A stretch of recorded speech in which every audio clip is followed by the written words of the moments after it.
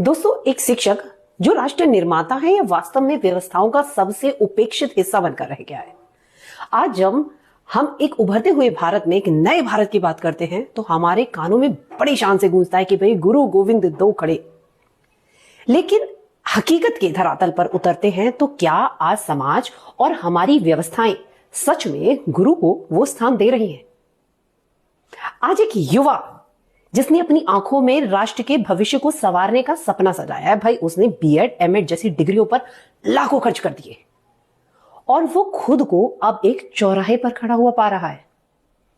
अगर सरकारी वैकेंसीज की बात करें तो सूखा और योग्यता का अपमान दोनों है।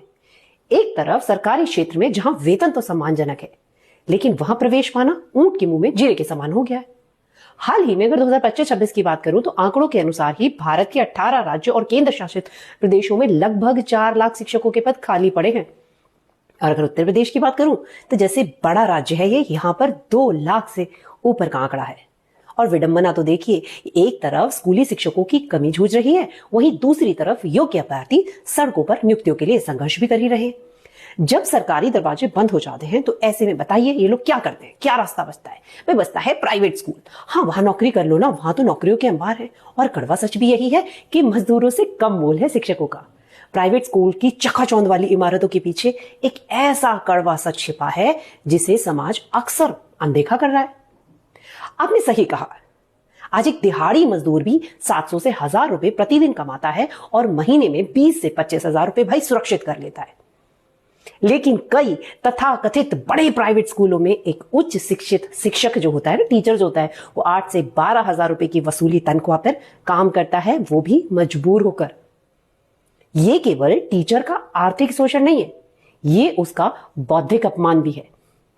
जब वेतन के नाम पर सौदा किया जाता है तो शिक्षक के आत्मसम्मान का क्या होता होगा? वो शिक्षक जो कल नागरिकों को ईमानदारी और स्वाभिमान का पाठ पढ़ाने वाला है भाई। अच्छा चलो, वर्ल्ड वाइड स्थिति जान लेते हैं टीचर्स की।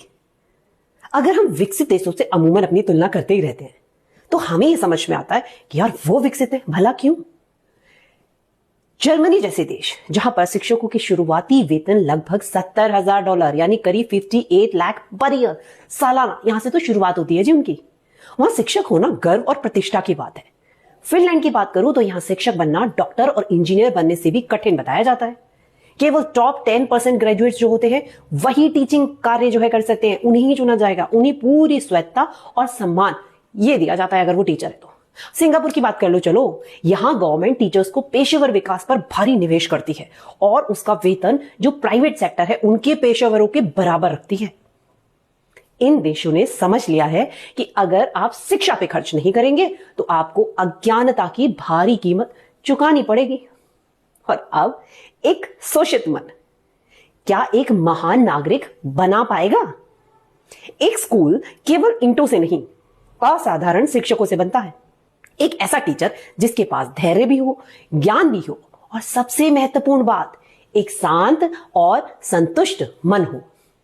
लेकिन जिस टीचर को हर महीने अपने बच्चों की फीस, घर का किराया और बुनियादी जरूरतों के लिए संघर्ष करना पड़ता हो, क्या वो क्लास में खुलकर पढ़ा पाएगा? वो बच्चों के साथ रचनात्मक, जिसे स्किलफुल टीचिंग कहते हैं, बड़े सपने जो देख रहा है उसको साकार कर पाएगा जब उसके खुद के सपने व्यवस्था की भेड़ चढ़ चुके हैं? और भविष्य की राह क्या है? क्या हम इसमें सुधार कर सकते हैं? इन व्यवस्थाओं को बदलने के लिए अब हमें कठोर कदम उठाने की वास्तव में आवश्यकता है। न्यूनतम वेतन कानून की सख्ती से देश में पालन होना जरूरी है। जिस तरह औद्योगिकों के लिए कानून है, वैसे ही प्राइवेट स्कूलों के शिक्षकों के लिए भी एक सम्मानजनक बेस पे तय होना जरूरी है, जो किसी भी हाल में एक कुशल श्रमिक से कम होना ही नहीं चाहिए। और सरकारी नियुक्तियों में रेगुलरिटी लानी होगी। हर साल नियमित रूप से भर्तियां निकाली जाएं ताकि वैकेंसियों का अकाल खत्म हो जाए। टीचिंग को प्रोफेशन नहीं, मिशन की तरह सम्मान मिलना चाहिए। समाज को अपनी सोच बदलनी होगी। टीचर जो है चूर्ण बेचने वाला नहीं है भाई, समाज की नींव रखने वाला शिल्पकार है। प्राइवेट स्कूलों को अपनी जवाबदेही तय करनी होगी। स्कूलों की मान्यता इस आधार पर होनी चाहिए कि वो अपने स्टाफ को न्यायपूर्ण वेतन दे रहे हैं या नहीं दे रहे।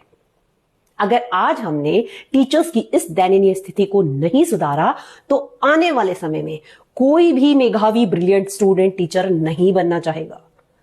हम शायद आलीशान स्कूल तो बना लेंगे, पर उसमें पढ़ने वाले जो गुरु हैं उन्हें खो देंगे।